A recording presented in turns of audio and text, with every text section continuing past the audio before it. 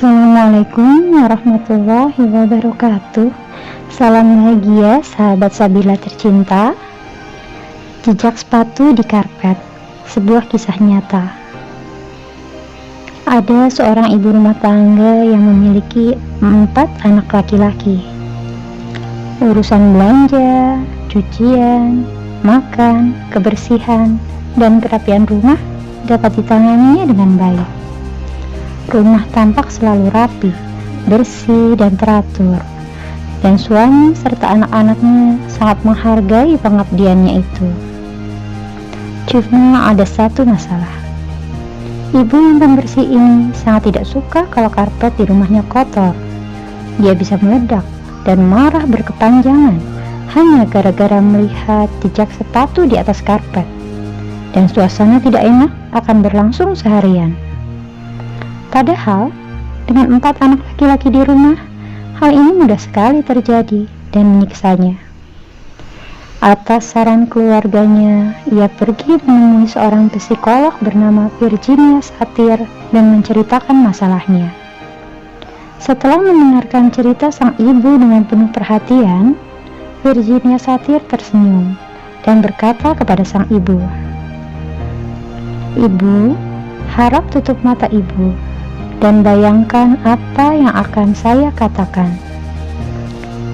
Ibu itu kemudian menutup matanya. Bayangkan rumah ibu yang rapi dan karpet ibu yang bersih mengembang, tak ternoda, tanpa kotoran, tanpa jejak sepatu. Bagaimana perasaan ibu? Sambil tetap menutup mata, senyum ibu itu merekah. Mukanya yang murung berubah cerah.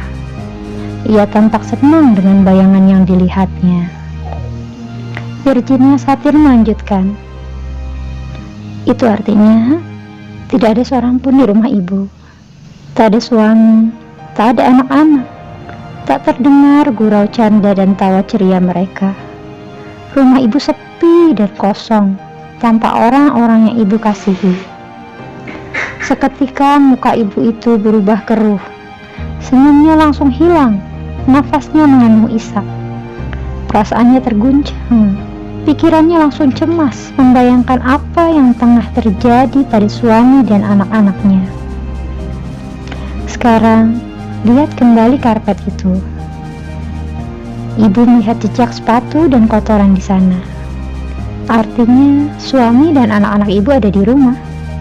Orang-orang yang ibu cintai ada bersama ibu dan kehadiran mereka menghangatkan hati ibu. Ibu itu mulai tersenyum kembali.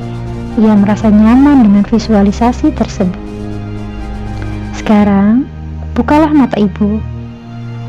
Ibu itu membuka matanya. Bagaimana? Apakah karpet kotor masih menjadi masalah buat ibu? Ibu itu tersenyum dan menggelengkan kepalanya. "Aku tahu maksud Anda," ujar sang ibu. "Jika kita melihat dengan sudut yang tepat, maka hal yang tampak negatif dapat dilihat secara positif." Sejak saat itu, sang ibu tak pernah lagi mengeluh soal karpetnya yang kotor. Karena setiap melihat jejak sepatu di sana, ia tahu keluarga yang dikasihinya ada di rumah. Kisah di atas adalah kisah nyata. Virginia Satir adalah seorang psikolog terkenal yang mengilhami Richard Binder dan John Adler untuk menciptakan NLP, Neuro Linguistic Programming.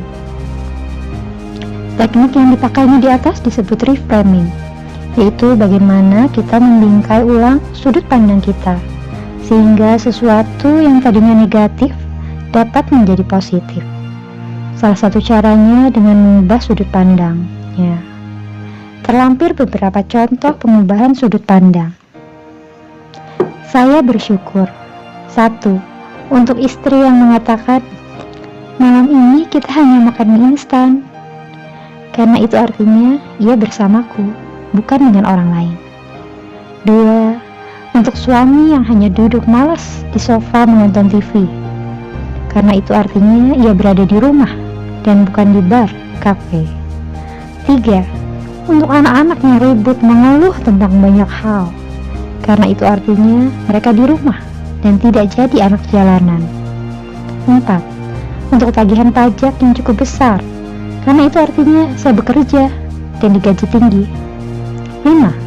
Untuk sampah dan kotoran bekas pesta yang harus saya bersihkan, karena itu artinya keluarga kami dikelilingi banyak teman. 6. Untuk pakaian yang mulai kesempitan, karena itu artinya saya cukup makan. 7. Untuk rasa lelah, capek, dan penat di penghujung hari, karena itu artinya saya masih mampu bekerja keras. 8. Untuk semua kritik yang saya dengar tentang pemerintah, karena itu artinya masih ada kebebasan berpendapat. 9. Untuk bunyi alarm keras jam 4 pagi yang membangunkan saya, karena itu artinya saya masih bisa terbangun, masih hidup. 10. Untuk setiap permasalahan hidup yang saya hadapi, karena itu artinya Tuhan sedang membentuk dan menumpa saya untuk menjadi lebih baik lagi. Selalu iringi detik nafas dengan hamdalah. Semoga Allah menerima amal ibadah kita. Amin.